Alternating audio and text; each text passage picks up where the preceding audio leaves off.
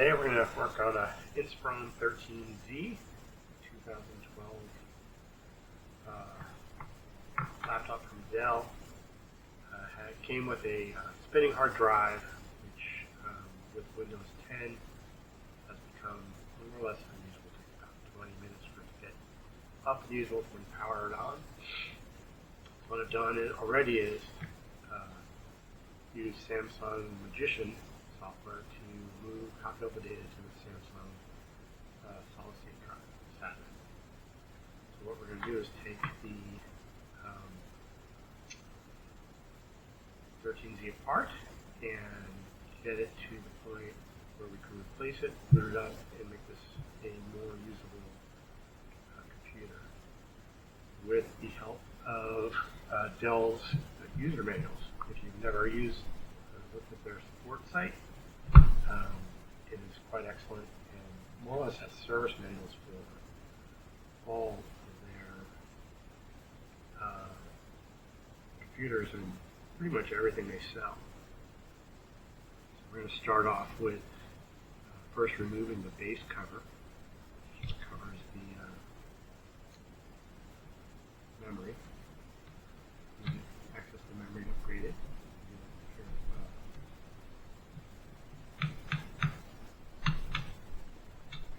Clips, so you write it out carefully. There you go. Now, if you had an SATA drive, you could put it in there. Unfortunately, I didn't have one, so I just used the 500 gig Samsung E60.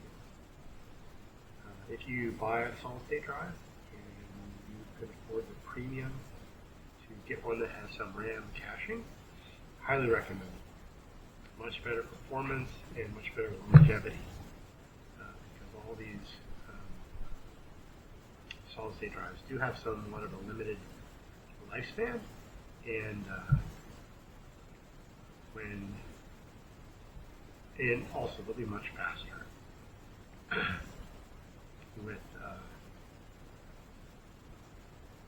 with the caching.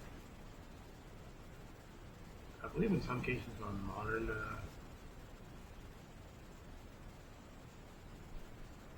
operating systems, like maybe 11, they can use some of the system RAM for caching the hard drive writes. Alright, so what I'm going to do is remove the keyboard. Let's start with removing this screw here. Make sure you kind of stay organized with which screws go where. In a lot of cases, it does matter. The length of the screws may be different. Not in every case.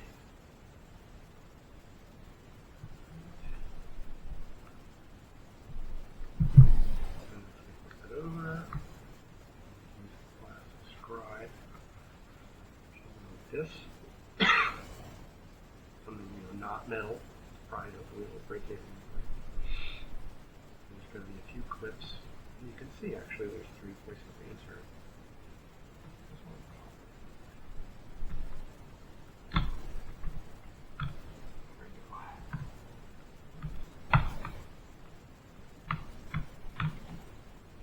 Pretty gentle, but a little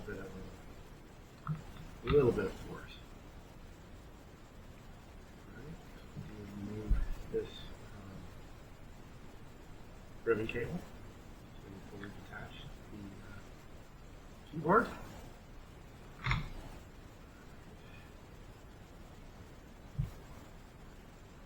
That's sort of step 2 of the prerequisites. There's quite a few prerequisites to swap hard drive on this computer. It's definitely not the worst.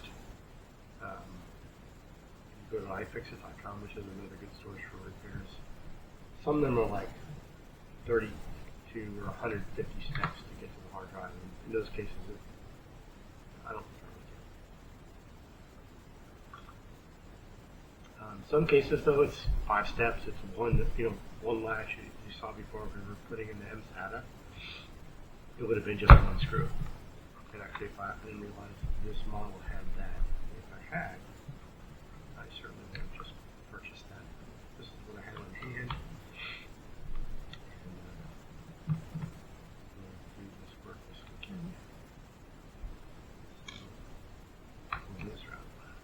That's where we copied all the data. On this computer, just because it was so darn slow, it took about, and I think partly due to some of the software running on it, took almost 2 hours to copy all the data off, which is a lot. It's 282 gig on a 500 gig drive. And they're really, in my experience, most spinning hard drives can do better than that on the read. And this one was doing much worse. I hope they move to replace it with a solid state drive. This computer will be useful for a good while longer. I mean, given Windows 10 support for a drop, but depending on what you're doing on it, you may not really care. In this case, the software that's used on this doesn't really reach out to the internet. It's connected to the home network, but not all the time. Issue with outdated hardware, outdated software is pretty minimal. Okay, we got all those screws off. Turn the computer over, open the display as far as possible, remove the screws, and secure the palm rest to the computer base, which are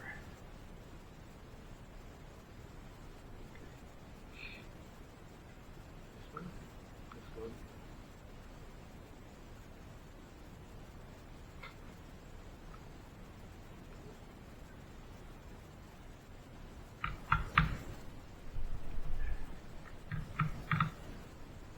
Work on any of these things. One thing you want to be careful is go slowly.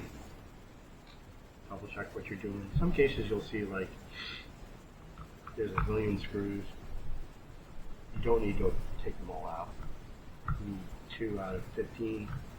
Take the wrong ones out. You're like, why is it not opening? Then you've got to figure out which ones to put back in. Right. They may be different lengths or different sizes, and minimizing what you take out makes it a lot easier to reassemble. Okay, now we're going to disconnect some more ribbon cables. So this is the hotkey board cable. These don't require much force.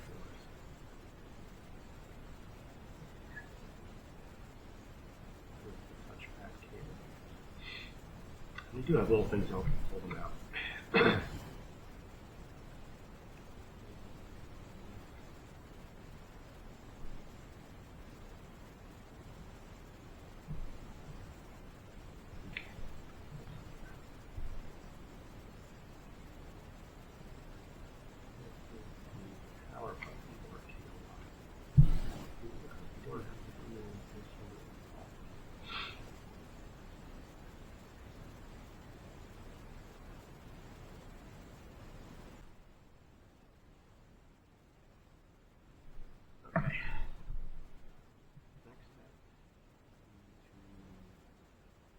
The palm rest, and then use the palm rest from the computer base.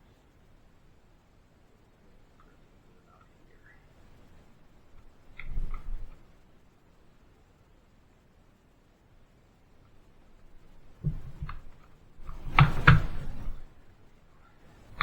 Once again, there's clips. I carefully pop it out.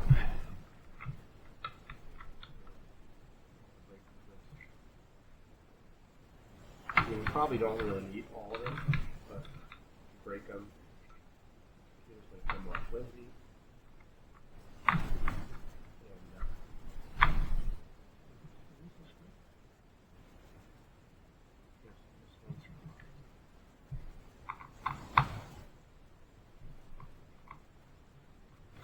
Yeah, so if you start popping things out, and it's not coming easily, you miss something, so go back and double check it. And usually you can see what's going on. There'll be one place that's kind of tight bending.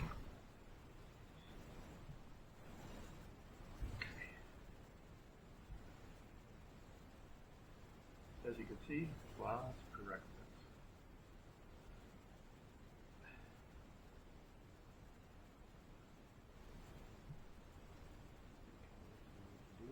the battery, which itself has 3 prerequisites. Oh, there it did all good. This is the battery. How do we do that?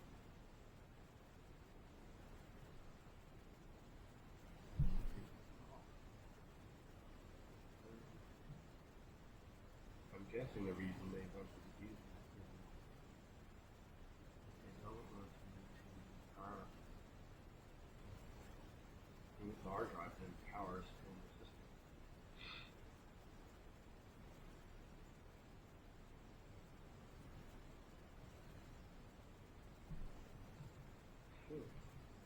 That's how I get it. It's going to disconnect it.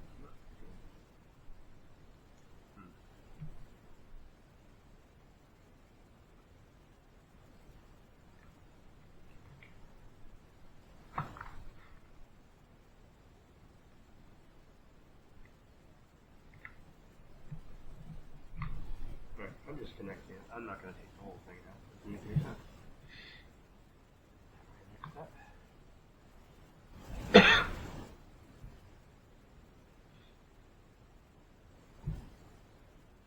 Really should just.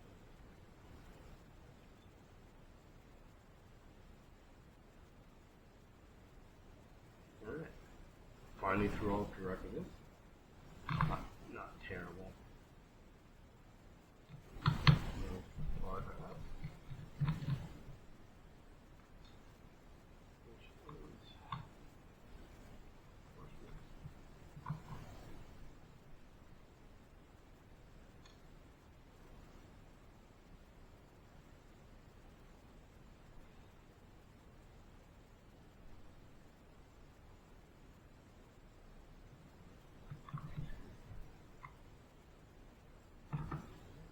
Two screws in here.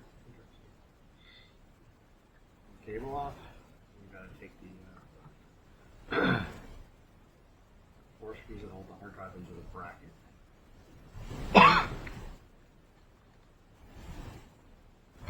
These are going to be different from the others, so be careful to keep them separate. One additional benefit of switching to a solid state drive is it will be quieter. It will generate less heat, and it will be honestly much faster. Depending on what you're doing on your computer, it can feel like a brand new computer for a while. Sadly, like in the last, I don't know how many years, there really hasn't been, on the Intel side of it, I don't think, a huge improvement in performance. Depending what you want.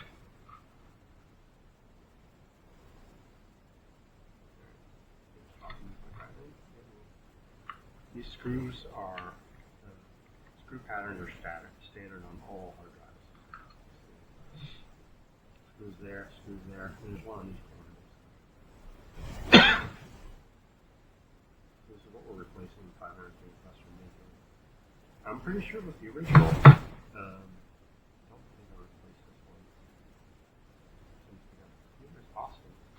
I definitely upgraded the RAM. This computer maxes out 8 gig of RAM. It's not a tremendous amount, but it really depends on workload. In worst case, like if you decided you weren't going to go to Windows 11, you could make this Chrome using Chrome OS Flex. In that case, I would use the 500 gig drive. To get the smallest I could get in a real, probably 120 gig is honestly overkill if you go Chrome OS. But then, assuming your battery's still working, you have a perfectly serviceable laptop for doing routine stuff, surfing the web, some YouTube, any sort of web apps like Microsoft Office Online, Google Drive, Sheets, Google, and all that kind of stuff. Facebook, Instagram.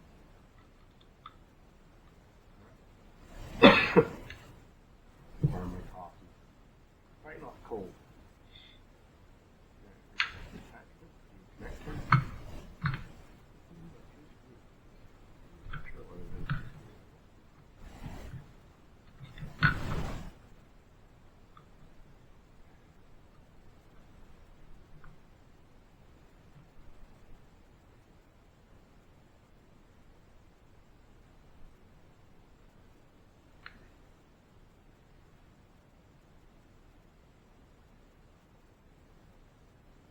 Probably have, I think, about a half hour into this. Maybe less.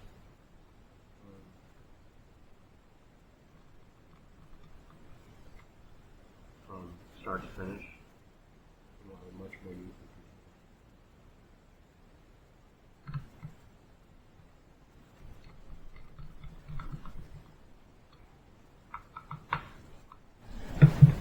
Battery. We're not going to reinstall batteries. We're going to get those three for this one. This one is not.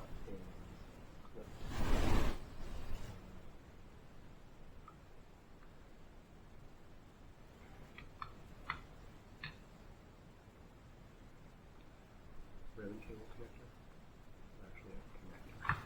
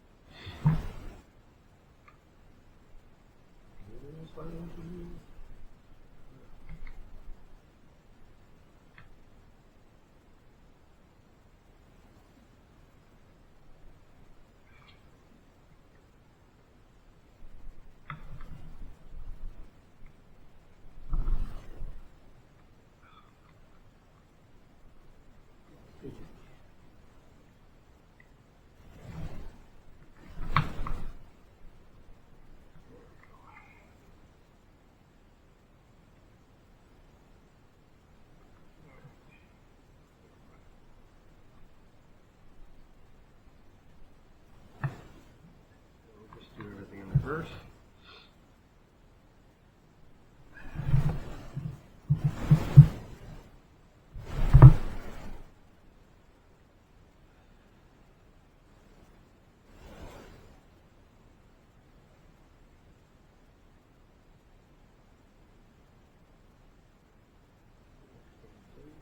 Home rest back on.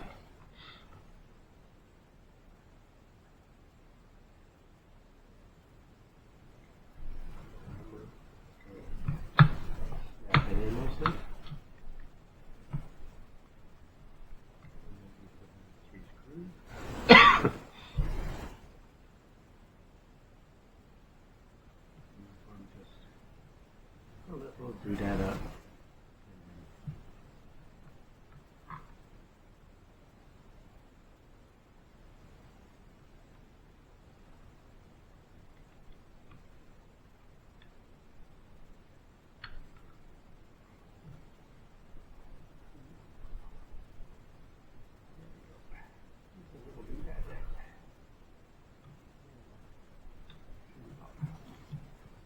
Yeah, so don't use a lot of force here. The little flippy thing is not very strong. So if you're using a lot of force, you need something to slow down and try to rewind.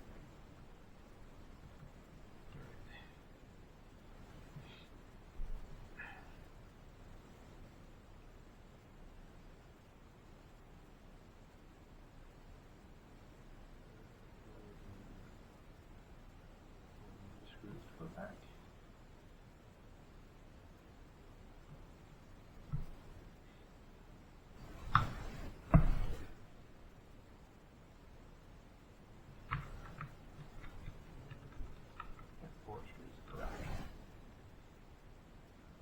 Don't have to be tightened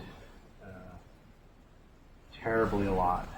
If you put it in too far, you may damage something. So, when they feel like they bottom out, that's pretty much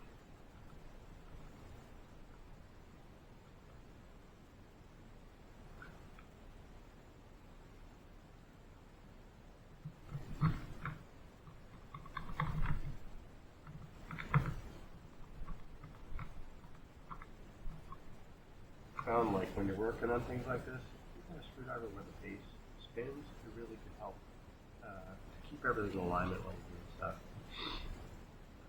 It'll make it a lot faster and simpler to make sure you're not coming up the screw across sideways.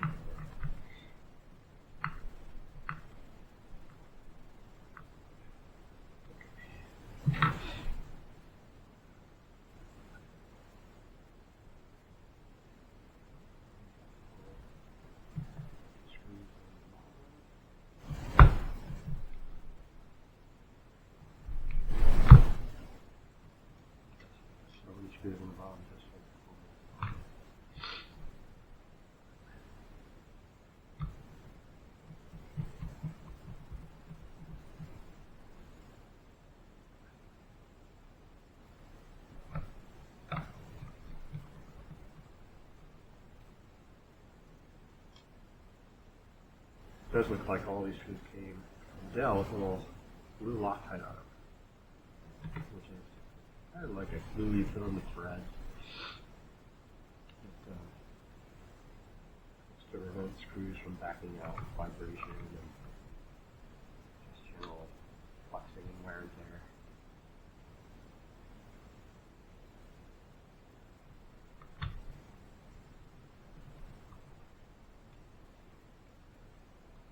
I guess if I was switching to an inside, I would still want to remove the hard drive, just because it's going to battery and make noise. So it had gone through all this anyways.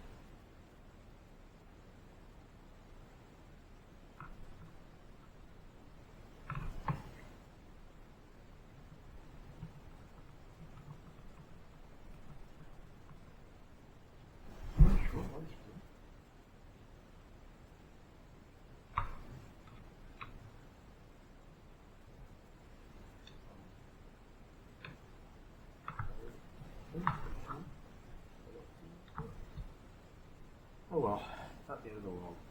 It doesn't matter all that much.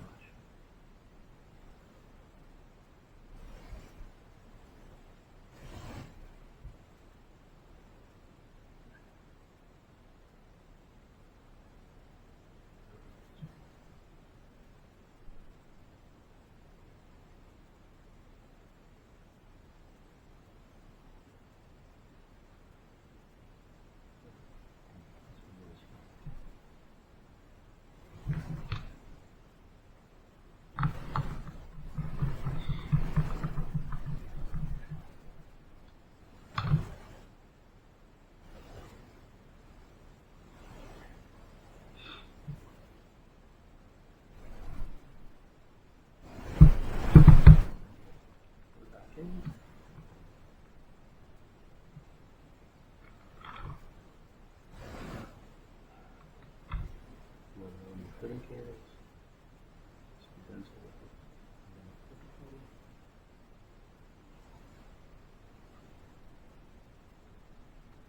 When you put these in, if you don't feel it go in a little bit, you don't have it right.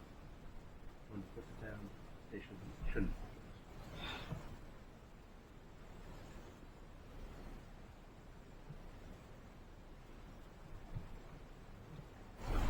These little tabs down here, pop those in the bottom.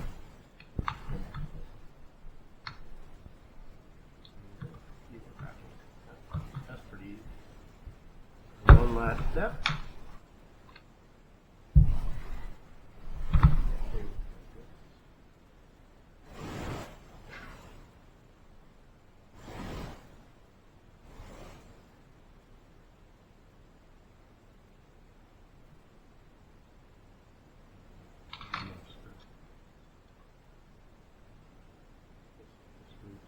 Keyboard.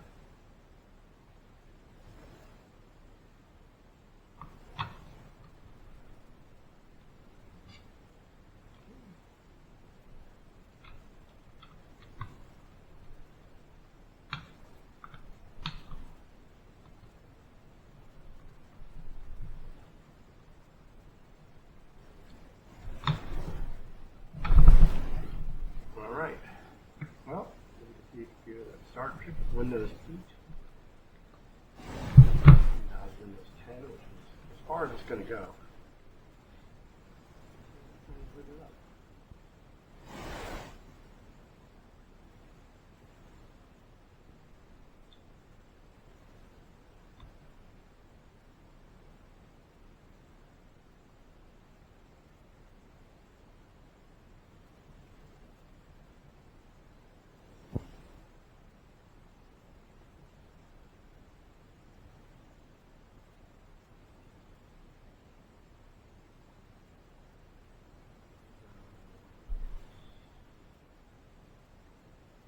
Well, that's the hardware part of it. For some reason it's not. I'm not sure what's going on.